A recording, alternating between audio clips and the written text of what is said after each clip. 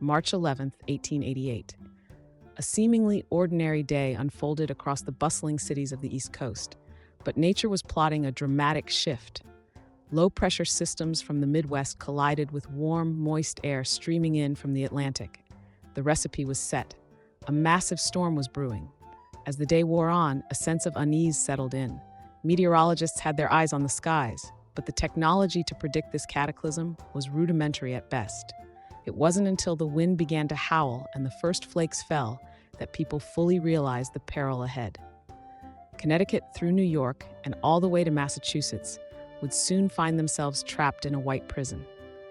The blizzard struck with an intensity that defied imagination. By March 12th, the snow had begun to accumulate, spiraling into the remarkable. In just 24 hours, some areas recorded over 40 inches. Wind gusts reached an astonishing 80 miles per hour. This wasn't just a snowstorm, this was a tempest, a monster that reveled in chaos. Residents struggled against the gusts as whiteouts transformed day into night. Communications failed, trains stalled, stranded in drifts that stood taller than the average person. This isn't just a tale of snow. It's about the sheer power of nature turning the familiar landscapes of cities into horror shows. The streets were unrecognizable, buried under snow that had fallen relentlessly, sometimes more than 4 inches per hour. In urban centers like New York City, the blizzard unveiled a new level of vulnerability. Thousands of workers depended on daily wages. With transportation paralyzed, jobs were lost, and businesses began to crumble under pressure. The cries for help from families trapped in their homes went unheard, muffled by the relentless wind. But this was not just about the immediate chaos. Businesses and municipalities had long disregarded warnings about the potential for significant weather events. A culture of negligence prevailed. Resources had been scantily allocated to weather forecasting. While the seeds of warning had been sown over decades, they had largely gone unheeded. Why had society ignored the signs? Were profits prioritized over safety? Cities began to plead for help, but assistance was a snowstorm away itself, stuck behind impassable roads. Desperate calls for aid were met with the stark reality. Without a robust system of weather forecasting, many were left to fend for themselves. Bodies buried in snow was not just a tragedy, it was a wake-up call. By the storm's peak on March 13th, mass hysteria gripped the East Coast. The death toll climbed as countless lives were lost. Estimates ranged from 400 to 1,000, with countless more injured. The blizzard stripped families of loved ones, leaving a mark that would last generations. In the aftermath, stark questions arose. How could society allow itself to be so ill-prepared? What needed to change to prevent history from repeating itself? Out of this chaos, a new vision was born: a weather bureau, dedicated to preventing such devastation from happening again. As the storm finally subsided on March 14th and residents began to emerge from their shelters, the chilling question lingered. How would this blizzard change the way America approached forecasting? Would the lessons learned be enough to stave off future disasters? Or was nature ready to unleash her fury again? The storm's fury laid waste to urban centers. New York City, a bustling metropolis, plunged into chaos. Streets, once thrumming with life, transformed into treacherous mazes of snow and ice. With blizzard conditions raging, transportation ground to a halt. Horse-drawn carriages became trapped, their drivers struggling against the weight of snowdrifts. The railway system, the lifeblood of this bustling city, faced catastrophic failures. Trains, heavy with passengers, lay immobilized in tunnels, and tracks were buried under mountainous snow. Commuters who relied on these lines for their daily excursions found themselves stuck for hours, some even overnight, in freezing conditions.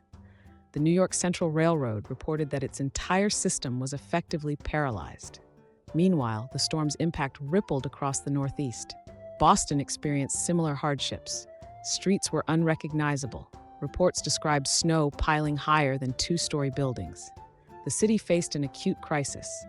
The economy faltered as businesses shuttered due to inaccessibility. Highways choked with snow rendered deliveries impossible. And the local citizens, caught off guard, quickly found their food supplies dwindling. Philadelphia's plight echoed that of its neighbors. Snowfall levels reached unprecedented heights, leading to desperately crowded hospitals filled with those seeking treatment for frostbite and exposure. With most public transportation suspended, people were isolated, unable to reach loved ones or receive aid. The city's population felt the isolation deeply, gathering in homes, relying on candlelight, counting down the hours while fear gripped their hearts. Casualties mounted rapidly. The storm claimed lives indiscriminately, with estimates of deaths ranging between 400 and 1,000. Those lost weren't just figures, they were fathers and mothers, children, and the elderly. The economic toll added another layer of hardship, with losses estimated at around $20 million. In today's currency, that would be equivalent to over $500 million.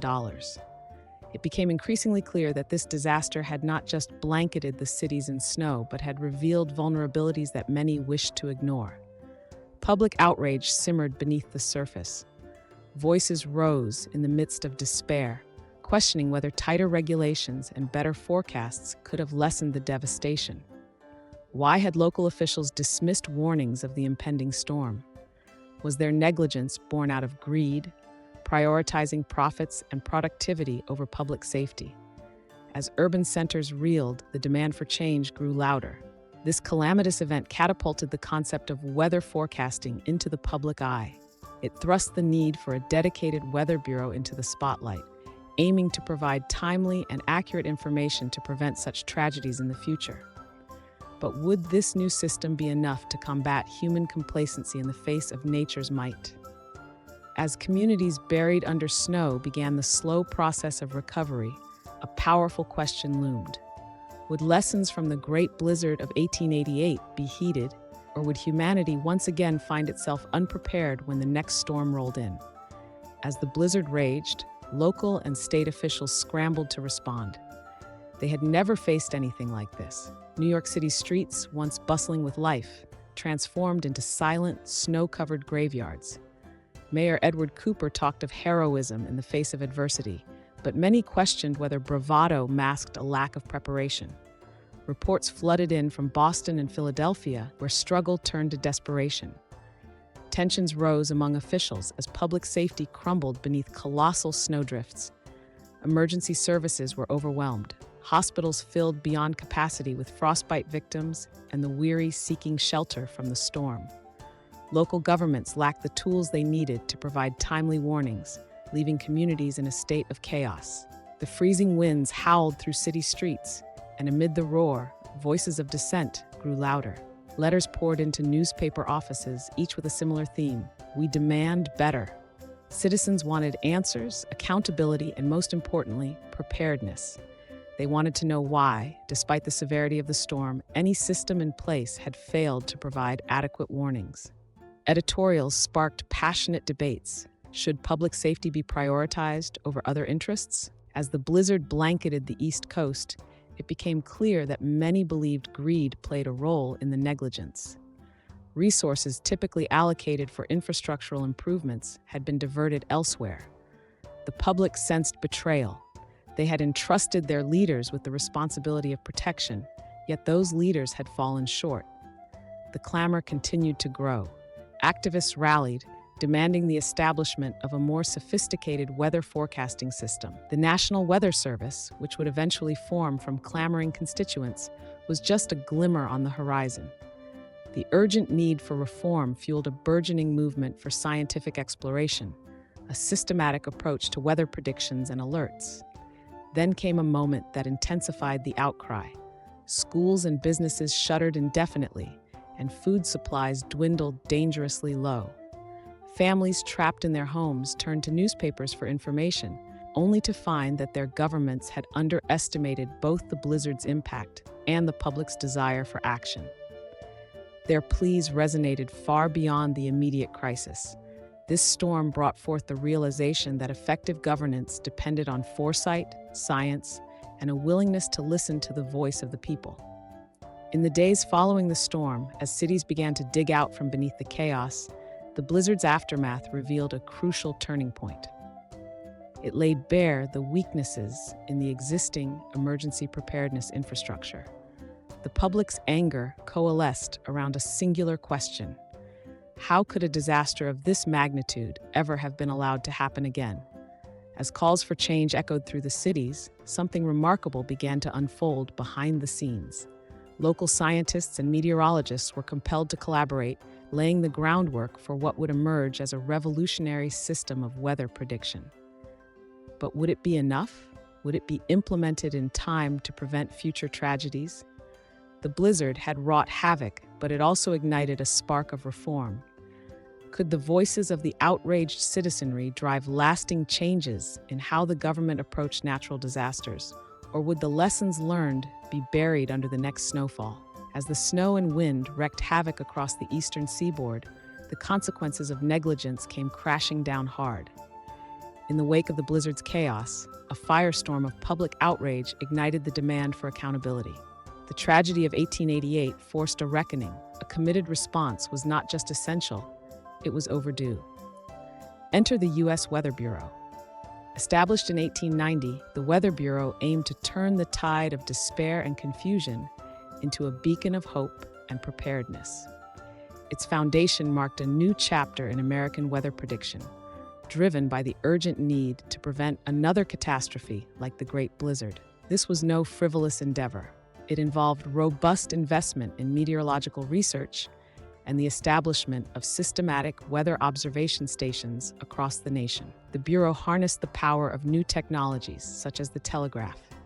For the first time, meteorologists could share information almost instantaneously, surveilling weather patterns and issuing timely warnings. The system wasn't infallible initially, but it represented a monumental shift in how America approached the unrelenting forces of nature. But the introduction of reliable forecasting came with its own challenges. With accurate data in their hands, there was pressure from both the public and economic interests. Farmers, shipping companies, and local governments wanted forecasts that prioritized their needs, often conflicting with the Bureau's mandate to warn about potential dangers. Balancing public safety with economic concerns became a tightrope walk that officials had to navigate carefully. The blizzard had stripped away the illusion of control over nature. Gone were the days when officials could casually ignore meteorological warnings. They had learned the hard way that the fury of a storm could engulf entire cities, rendering their best-laid plans utterly useless. As a result, policies shifted, and local governments began to take weather warnings seriously. Mandatory measures began to emerge, insisting that communities prepare for storms that could turn deadly at a moment's notice. The Weather Bureau's mission evolved. It wasn't just about reporting conditions anymore. It was about predicting them. By the early 20th century, advancements in meteorological science and techniques such as balloon observations and a deeper understanding of atmospheric pressure contributed to increasingly sophisticated forecasting. The meteorologists of the time became both heralds of warning and sources of public trust. They were no longer the individuals with little credibility, but pivotal figures in safeguarding lives. However, behind these advancements, a conflict was brewing. As the Bureau wrestled with its responsibilities to forecast and its evolving role in emergency management, the reality remained: who stood to gain from these warnings?